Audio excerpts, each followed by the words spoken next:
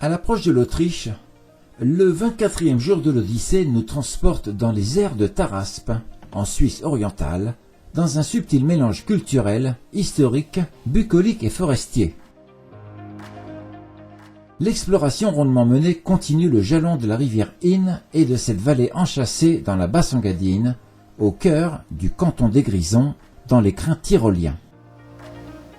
Du haut de son rocher, le château de Taraspe se profile à l'horizon comme un vaisseau échoué sur son éperon. Dressé en l'an 1040, ce château est bien plus qu'une forteresse. C'est une mémoire de pierre que 15 000 visiteurs font le détour chaque année pour s'en inspirer et le découvrir. Il est l'œuvre de la famille Ulrich von Taraspe, originaire du Val Venosta, une vallée nord-italienne toute proche. Au premier chapitre de cette aventure, et soutenu par l'évêque de Coire, la famille érige un modeste monastère bénédictin, loin de la fière silhouette actuelle. Un siècle plus tard, le diocèse de Coire s'autoproclame propriétaire du monastère, en désaccord avec la famille Ulrich.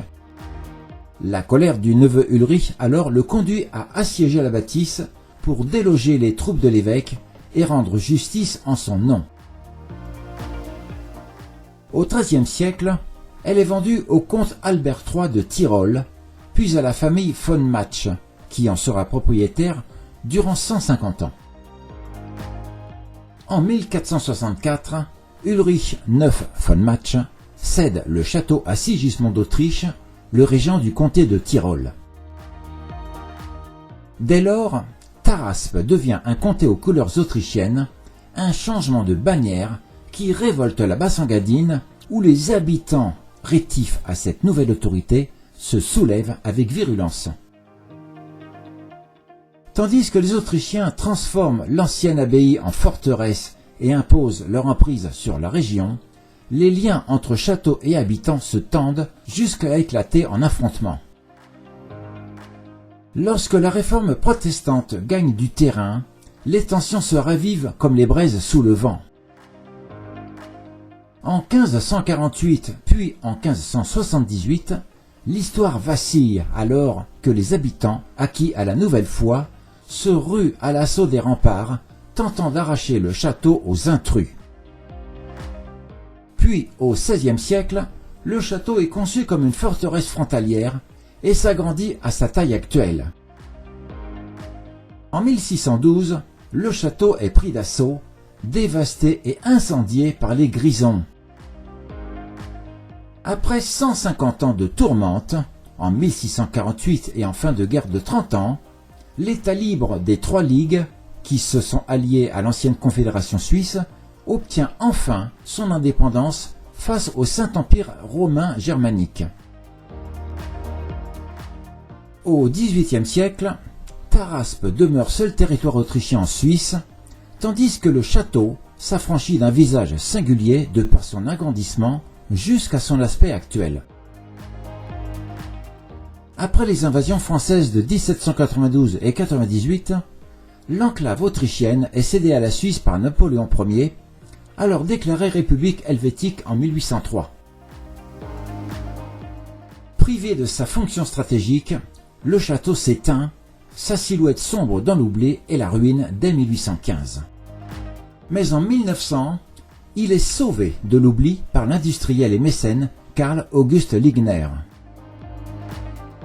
Puis 4 autres propriétaires se succéderont après lui, jusqu'au jour où l'artiste suisse Note Vital annonce en 2015 qu'il ouvrira un nouveau chapitre de son histoire, redonnant souffle et vie à ses murs séculaires.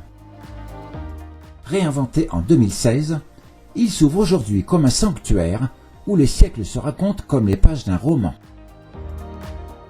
Malgré ses bâtis défensifs, il a su préserver sa chapelle et sa tour-clocher, qui furent à la fois sanctuaire de recueillement et vigie sentinelle veillant sur la vallée.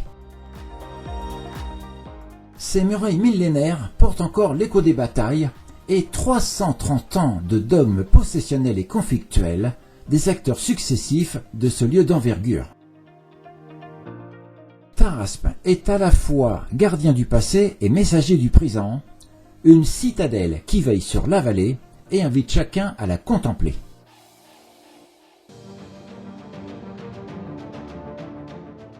En contrebas, le petit village de Taraspe admire fièrement sa forteresse millénaire à travers l'aspect emblématique de son histoire. Il honore de sa présence, entre pâturage et montagne, que la sérénité vient embrasser.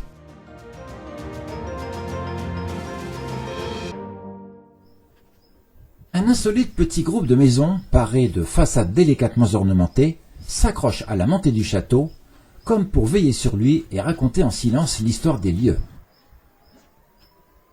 Le hameau de Sparcelles-Taraspe respire douceur et quiétude. Les artisans ont graffié les parements où chacun d'entre eux s'adapte à chaque maison à travers des réalisations artisanales. C'est un havre silencieux, baigné de sérénité, où chaque recoin exhale une atmosphère exquise et authentique. Les jardinières fleuries saillent des balcons, tandis que les bouquets rougeoyants jaillissent de toutes parts. Cette pincée de maisons nichée sur la terrasse de la colline jouit d'un emplacement autrefois privilégié, car proche du château et de ses protections. Il s'épanouissait sur un terrain propice à l'habitat, l'agriculture et l'élevage. Depuis le Moyen Âge, la présence du château a structuré l'installation des hameaux aux alentours, dont Sparcelles, qui reste aujourd'hui l'une des fractions de l'ancienne commune éparse de Taraspe. Ce petit trésor de hameau associé au panorama étourdissant ne laisse personne de marbre.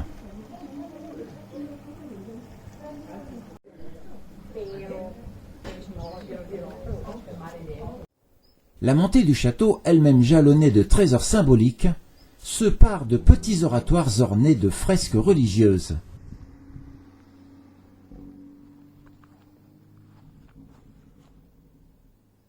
Disposés le long de la rampe d'accès, ils offraient aux villageois un lieu de prière, un moment de recueillement et servaient de protection spirituelle pour qui montait vers la forteresse.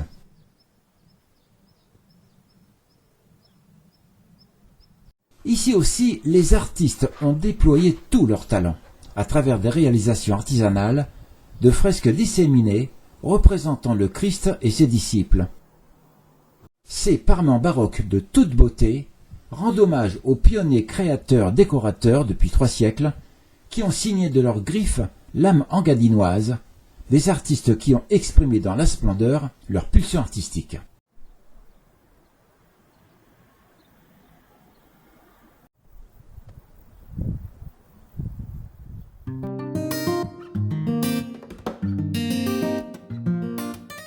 À l'heure où le soleil se couche sur la Basse-Engadine, les montagnes s'embrasent d'une lueur cristalline.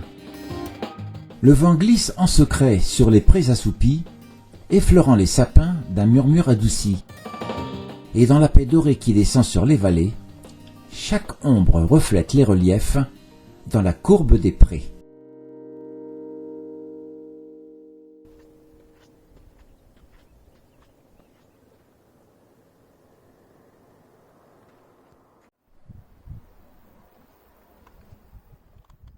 L'hôtel Schweizerhof à Taraspe est ancré dans le charme montagnard de la Basse-Engadine, à proximité de la célèbre forteresse. C'est un refuge accueillant, un lieu d'hospitalité mêlant confort et accueil chaleureux.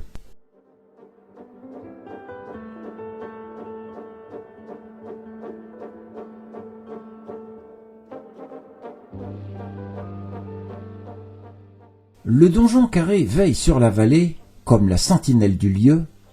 On le remarque dans le paysage, depuis les sentiers brumeux. Posté en bord de route qui mène au château, il scrute le jour qui naît jusqu'au point le plus haut. C'est l'avant-garde immobile d'une citadelle qui elle-même s'incarne d'une histoire rebelle. Et dans le souffle ancien que porte le vent, on entend chanter le murmure des temps.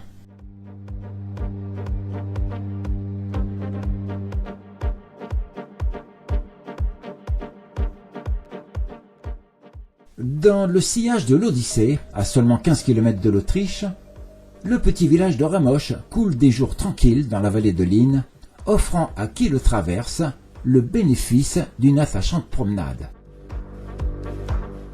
L'église royale, édifiée en 930, était dédiée à Saint Florin, un saint du haut Moyen-Âge, une figure hautement vénérée dans les Grisons et la vallée de l'Inn.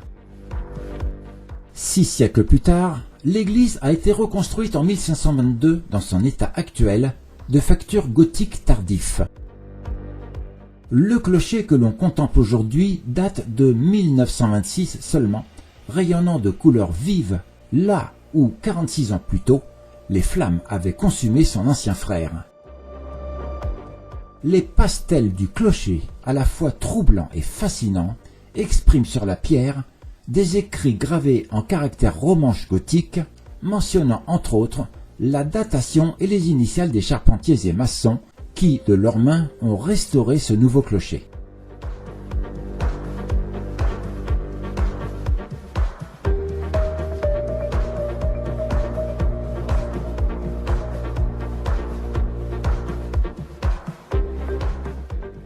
Sur les hauteurs du village, et à quelques encablures, une petite randonnée nous conduit au château de Tchenouf, perché sur son éperon rocheux, gardien des siècles, appelé autrefois la ruine de Ramosch.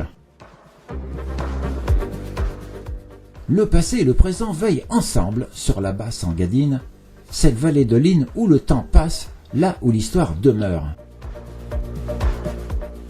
À l'origine d'une première fortification élevée en 1256, le château est vite devenu un pivot stratégique, veillant sur les routes alpines, ainsi que les péages et jeux d'influence féodaux qui tissaient la destinée de la vallée. En 1499 et en pleine guerre de Souabe, ses défenseurs l'ont brûlé pour éviter qu'il ne tombe aux mains de l'ennemi autrichien, alors qu'il était régulièrement le théâtre de querelles seigneuriales, d'incendies intempestifs et de guerres régionales. C'est à la suite d'un glissement de terrain qu'il fut finalement abandonné en 1780. Les vestiges classés ont été restaurés depuis 2001.